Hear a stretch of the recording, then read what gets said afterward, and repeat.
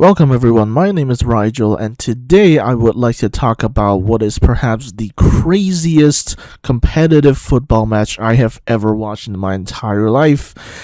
Argentina 3, Cape Verde 2.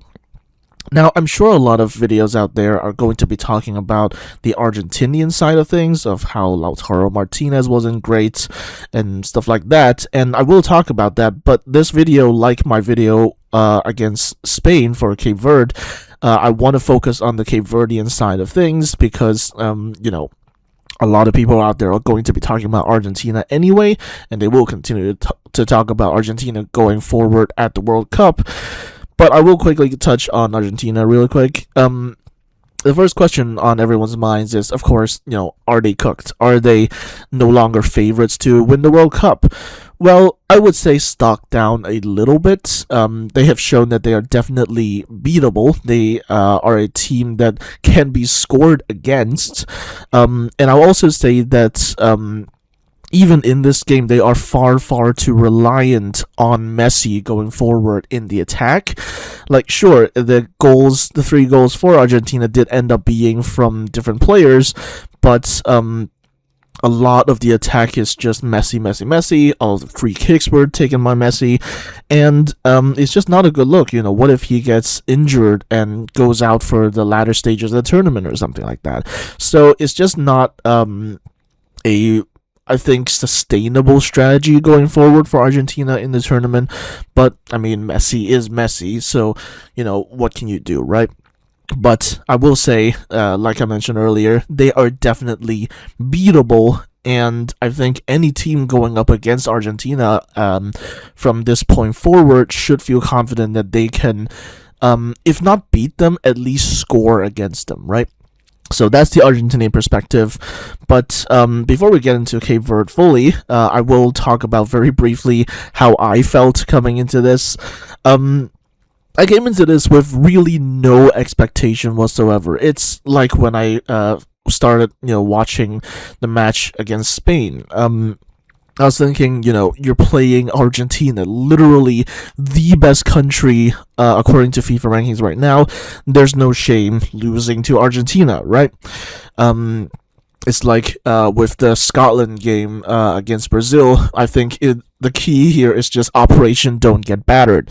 And by the end, after the match ended, I was speechless for the better part of 45 minutes, because I told myself I wasn't going to get attached, but looking at this performance, how could you not get attached? Cape Verde, they didn't come here to just lie down and be run over by Argentina. They fought hard. And I think one thing I just want to say is, they gotta build statues for Vozinha, for Pico Lopez, Duarte, Cabral, bubista, all of that. They gotta build statues for them, build a monument for them in Praia, the capital of Cape Verde. You gotta do that because this is absolutely the greatest football, if not sporting, achievement for the nation of Cape Verde. Now, getting into the match a little bit more, I mentioned Bubista, who is the coach for Cape Verde. What is interesting about this is that we see a shift in his tactics in this match compared to his previous matches, particularly compared to the match against Spain, where really all they did was hunker down rather, and just defend for their lives, and that was kind of the initial plan as well. You can see here, I would like to point your attention to Livramento and Benchimol. They are both, the key sort of strikers for Cape Verde. Neither of them started this match, and I think that kind of goes to show this was not an attacking side that Bubista had put up. They had intended to, just like Spain, to defend for 90 minutes for dear life. But not long into the match, Bubista realized, hang on, these guys aren't just attacking. Their midfield is not just blocking every single shot going forward into their own box. So they're actually trying to give some space to Cape Verde, and that really helped, and it gave them more space to move forward, to attack, and so he does that. He starts telling the players to attack more, to be a bit more aggressive, but at first, the side to score is ultimately Argentina. It's Lionel Messi, and at that point I was like, well, we had fun. I'm gonna expect to lose to the tune of 4-0 or something like that. But I will say about that goal from Messi, honestly, the finish itself wasn't super impressive. If anything, the more impressive part of that was Lisandro Martinez's pass all the way up the field, passing by literally every single defender you could imagine. And Messi, he finished it well, don't get me wrong. It's a pretty hard shot to finish and to get past Vozinha. But I think actually the pass from Lisandro Martinez to Messi was probably more impressive than the actual finish itself. But still, he scores, and I was like, well, we had fun. But Cape Verde refused to die, and that's something I'm going to get back to later on. And in the 59th minute, Duarte, he takes just an absolutely insane shot that I don't even imagine a lot of teams can do at the World Cup. Like, you are talking about nutmegging an Argentinian defender and then missing Martinez, the goalkeeper, by, a hair's breadth, right? And it goes in really diagonally. It hits the side of the net from the inside. It's one of the first times I've ever seen a goal even go in like that. But it gets the job done. It is a goal, and Cape Verde has just scored against the best country in the world in football. So now you're thinking, okay, wow, game on. And, Duarte, he shoots at the only possible spot he ever could, and it goes in, and this is another thing I want to go back to later on. But, near the end of regulation, Lisandro Martinez puts in another goal. It is an insane goal, to be fair. Like, it's a ball that goes atop of two defenders, I think, and also the outstretched hand of Vozinha. And, if that's the kind of goal that is needed to defeat Cape Verde, then so be it. But, once again, Cape Verde refuses to die. And, Sidney Cabral, let's just look at the shot that he takes. I'm not going to play the video here because I don't want to get DMCA'd, but he takes the shot from the edge of the box, and he scores. It is a ridiculous curler. If you actually watch the highlight of the goal itself, after he scores, even he is holding his head in disbelief that he scored it. And, it's like, it's a worldie, of course, but it is so classically Cape Verde as well. If you watched their highlights at the previous AFCON that they participated in, which was 2023, there was one free kick as well that was just absolutely insane. It was obviously another goal outside of the box as well. It was another free kick. Just like the free kick of Kevin Lanini against Uruguay, they will try a shot from literally anywhere on the pitch. And, just like that, he scores from here, missing a defender.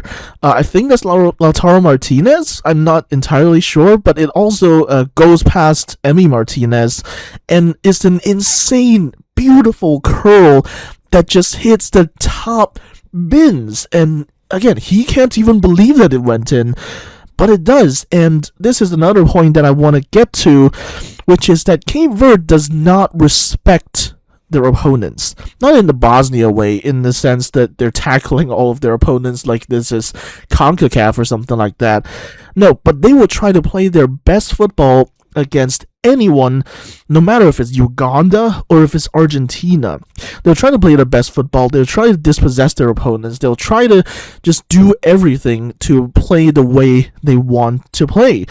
Again, you could be against Uganda, it could be against Argentina, it could be against Spain, Uruguay. They don't care. They will try to play their best football. They will not give any respect to their opponent. And added to this, there's just a will not die attitude. You know, a lot of other nations, if they go down against Argentina, I think they would start to just pack up and go home. Cape Verde said, no, we're gonna keep going here. And that is exactly what they did. So after that goal from Sidney Cabral, it goes into extra time, and Argentina have not looked this nervous, I swear to God, since the final against France in 2022. Looking at like Scaloni and Messi, they've both sweating bullets. They've both got their heads in their hands. Everyone on that pitch who is Argentinian is sweating, is stressing like crazy. But in the end, Guti Romero does put in a header. Now it is an assist from Messi.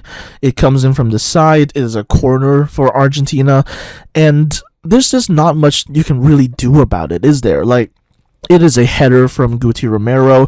It's not counted as such here because it touches Borges' hand, which is why it counts as an own goal here. But again, there's nothing he can really do because it was gonna head in that direction anyway. His Borges' hand was stretched out, and there was nothing he could really do to prevent the ball from going away, because otherwise that would have been a handball effectively. And I don't know how they would handle situations like that. But that touch on Borges' hand, it deflects a little bit, and Vozinha kind of misses it because it's just deflected, and he couldn't really count for that, and that's a goal. And you would think that's the end of the story, right? Nope. Afterwards, there were still at least two major chances that I could count during the match where the shot either went ever so slightly wide or ever so slightly high of the goal. And there was another one, I think this was one from Benchimol, or it might be the other one that was from Benchimol, I'm not entirely sure, but it was saved by Emi Martinez, and it was a crazy save, a very vital save as well, of course. Although, if I'm being honest, I kind of suspect that if that goal had not been saved, it probably would have hit the crossbar anyway. But it is what it is. He had to make this key save, and Argentina hold on to a razor thin lead against Cape Verde, and that's just a sentence that I don't think any people would have imagined coming into this game. But Cape Verde are eliminated. They scored 2 goals off of 0.47 xg, 16 shots. If we look at the detailed stats here, they didn't have any big chances, but they scored 2 of their chances regardless. And shots on target, 5 shots against Argentina, the reigning champions of the World Cup. But look, Cape Verde is eventually eliminated, but trust me when I say that they can hold their heads so high leaving the tournament. They were undefeated in 90 minutes against 2 of the top 3 teams in the world, Argentina and Spain. Imagine if this match had gone to pens. Imagine if that header from Benchimol, whoever it was, if that had gone in, we would have been looking at 3-3. We would have been looking at penalty shootouts most likely. And who knows what could have happened there if Cape Verde would have, eliminated Argentina of all countries and given Messi his final ever World Cup match and be eliminated by Cape Verde. Like, this is an insane result, and this result, you can say that, they still just went out at the round of 32, but if you compare this to the results of other African nations in the round of 32, like Senegal, you can see that Senegal just kind of collapsed in the latter stages of their match against Belgium. By the way, I think I'm going to do a recap for the round of 32 as well. I'm not entirely sure. It depends on how much time and energy I have. But if you looked at that match against for Senegal against Belgium, they just kind of turned off after the 80th minute or so, and I think you could argue that there was a little bit of an inferiority complex. And if we look at the match of Ivory Coast against Norway as well. It was very hard fought for Norway, to be honest. But in the post-match interview, some of the Ivorian players were talking about how the Norwegian players apparently had more experience. No, they didn't. They hadn't been in a World Cup since like 1998.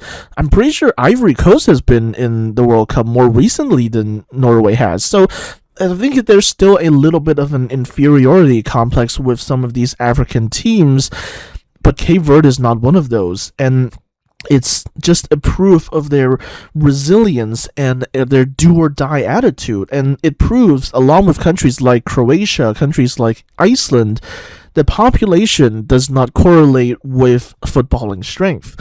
And if we look at the knockouts, if Cape Verde got any more favorable of a draw, say, if they were to play, like, I don't know, Australia or Switzerland or something, they could have easily qualified to the round of 16. Like, I wouldn't put it as a surefire thing, but it would have been easily possible if they had gotten, like, Canada, if they had gotten, like, I don't know, Austria or something like that. Cape Verde could have easily moved on to the round of 16. And, you know, obviously this now creates a very fun matchup between Messi and Mo Salah.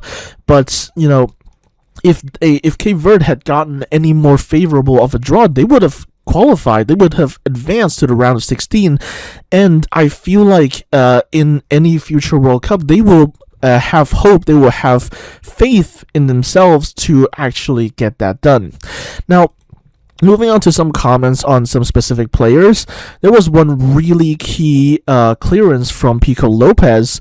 You know, I highlighted him in my previous video for the match against Spain as well. He had a really, really important clearance as well, where I want to say it was Martinez who was also close on goal, but Pico Lopez came in at the very last second and put in a really clear, really direct clearance. And, you know, other than that, I don't think he was as important in this game, at least compared to the game against Spain, but he was still very important in the defensive backline. He made some really important clearances. He was playing around Messi, you know, dispossessing the ball off of him, which is kind of crazy. And of course, the star of the show, Vozinha, you know, he made some really, really important saves, even against Messi in a one-on-one, where the ball actually hit his balls. But Messi, like I mentioned at the start of the video, was actually taking every single free kick, basically. And there was one where Vozinha was still busy, like, trying to set up the wall, but as the whistle was already being blown, Messi just decided to go for it, and Vozinha saves it. Vozinha saved every single free kick that Messi had taken, and, you know, that's just I think him, you know, redeeming himself sort of after having a more lackluster performance against Uruguay. But still, I don't think that Vozinha is necessarily like the best goalkeeper on earth or anything. He's definitely up there. I will concede that much, but he is not, you know, prime Neuer or anything like that. But yeah, there's actually also another funny stat. I'll try to put a screenshot up for that. That Vozinha, I don't know if you can see it here. He dribbled twice. Well, it doesn't say it here. It says one, but there were actually, I think, 2 dribbles according to most other counters.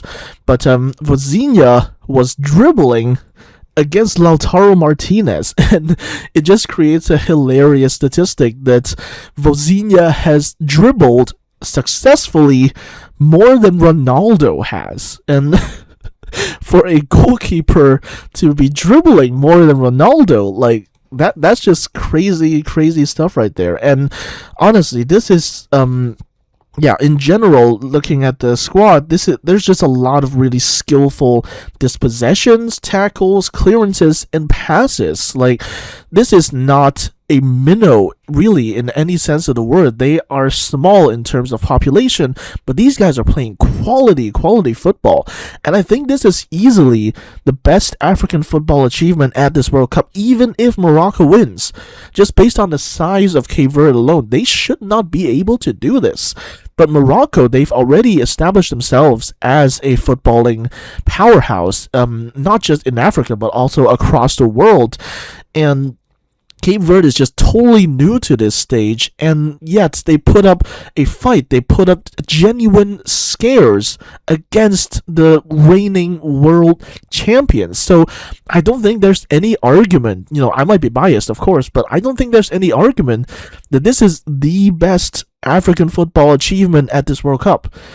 I don't care if Morocco goes on to win it or whatever.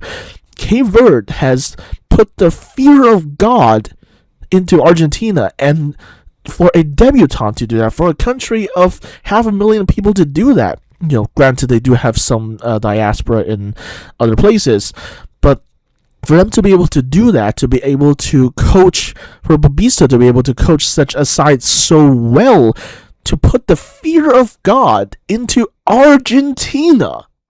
Yeah, no, this is absolutely the best African football achievement at the World Cup, and they can depart with their heads held so high. Now, very quickly, you can see here the FIFA rankings. It still says 67. They are now up to 64 after the draw with Spain, and I would have been mad if they had lost a single point after losing to Argentina. Kind of hilariously, Argentina actually gained a few points, which I find kind of crazy. But they didn't lose a single point, and frankly, I feel like the fact that Argentina were not able to beat Cape Verde in regulation, I feel like that should count as a draw, if I'm being honest. Like, I feel like that should give Cape Verde a few points, like 20 points or something like that, like they got against Spain. But, life is cruel like that, and, I think this is just another example, another testament that the FIFA rankings mean absolutely nothing. How are they still below Iraq, right? You brought the game to Argentina, they brought the game to Spain and to Uruguay. So yeah, I think with future tournaments like AFCON, for example, and probably the next World Cup, if I'm being honest, with those tournaments, I'm sure we're going to see Cape Verde rise up the ranks fairly quickly. Certainly, I think they are definitely better than Tunisia at this point in time, and South Africa, and Mali. But they really deserve to go up the rankings a lot. But, again, this just shows just how pointless these rankings are. And I think they will go into AFCON with a lower seed as well, which will be hell for any top team facing them. Didn't they beat Cote d'Ivoire at the last AFCON or something like that? So yeah, it's just a major result. Again, I think it is easily the biggest African football achievement at this World Cup. Now, looking into the future for Cape Verde, again, if you want to talk more about Argentina, you can just watch someone else, because they will know Argentina and their national team better than I do. But for the future of Cape Verde, the natural conclusion, the natural answer to that is AFCON, of course. And this time they will not only hope to qualify, because unbelievably they actually didn't qualify to the previous AFCON. They will not only hope to be able to qualify for the next AFCON, but also they will hope to try to make a deep run, maybe a quarterfinal, maybe even a semifinal or the final, right? These guys can go up against anyone in Africa if they can go up with guys like Argentina, guys like Spain, right? So they will hope to have a deep run at the AFCON, and I think they can certainly do it. In terms of the squad, I think they can definitely inspire some of their diaspora to play for them. The diaspora that lives in Portugal, or some of the diaspora living in Boston. Actually, some of the guys maybe play for MLS or something like that. And this squad has shown us. I'm not sure we can see it here, but these guys do not play for a lot of the big clubs, right? You've got I think the closest thing to a big club is Duarte, I want to say. I don't know if it was Duarte or Cabral. One of them used to play for Benfica, but they moved to Trabzonspor in Turkey, I believe, just recently. But that is about as high division or prestigious as it gets for club football for these guys. A lot of them, Vozinha, he was playing for Chavez. You can see here he was playing for Chavez, but actually that contract just expired, so he's actually a free agent right now. And I did see something saying that he's not planning to get back into club football, but that could be a fake post. They can hopefully try to recruit more diaspora that play in Portugal, or in like Boston for the MLS or something like that. Of course, they'll obviously try to qualify for the 2030 World Cup, but we might be looking a little too ahead of ourselves here. But what this will definitely do is inspire Cape Verdean kids, be it actual kids on the islands or in Boston, in Portugal, what have you, Brazil. It will inspire them to get into football and to serve their country, just like it has done for Curacao, just like it has done for Haiti. So, yeah, there's that. And I think, talking about clubs as well, I think all of these guys probably deserve to go to bigger clubs. And certainly for the national team, Bubista needs to get a contract extension. They can leave with their heads held very, very high, and that is in no small part due to Bubista's incredible training and coaching and tactics and things like that. These guys on paper should not be able to go up against a team like Argentina, and yet that is exactly what they have done. They have struck the fear of God into Scaloni, into Messi, into Lautaro Martinez, Alexis McAllister, so on and so forth, right? These guys are not expected to be able to do that, and yet Bubista has made them do exactly that. And if Bubista doesn't get a contract extension off of this, I don't know what will. So, in conclusion, I think this ended up being a heartbreak for Cape Verde, even though honestly it should have never been. Again, Cape Verde is not a side that is expected to be able to go up against a side like Argentina, but they made it competitive, they fought back, they will not die, and at the end of the day, this is a story of what happens if you believe in yourself. You're gonna go out there to win, or at least die trying. I hope you enjoyed this video. Like this video if you did enjoy. Subscribe to the channel so you don't miss my upcoming content, which may or may not include a broader review of the round of 32. And I'll see you next time.